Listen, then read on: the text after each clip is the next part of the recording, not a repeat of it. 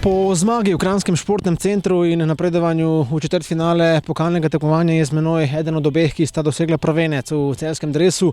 Jure Matjašič. Jure, iskrene čestitke za prvi gol v dresu Celja in napredovanje med 8 najboljših v pokalu. Kako je bilo teh 90 minut videti skozi tvoje oči? Ja, najprej hvala za čestitke. Nekako pokalno tekmovanje gre za eno specifično tekmovanje, kjer znajo tudi ekipe iz drugih tretjih lig presenetiti favorite.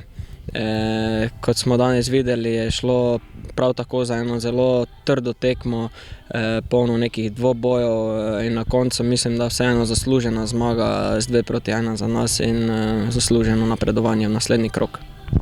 15. minuta srečanja, podaja Jakoba Novaka je imela oči, našla je sprejem z desno nogo Jureta Matjašiča, pripravil si zaključni strel z levico, tvoj prvi celjski zadetek, gol v celjskem dresu. Kakšni so občutki?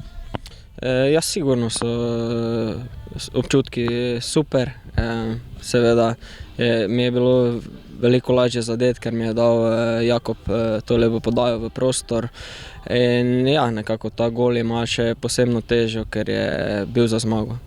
Nakazal si, da bi tole lahko bil tvoj dan, recimo temu tako, že v tisti tretji minuti v samem uvodu obračuna, ko si bil pravzaprav asistent pri zadetku Toma Kljuna.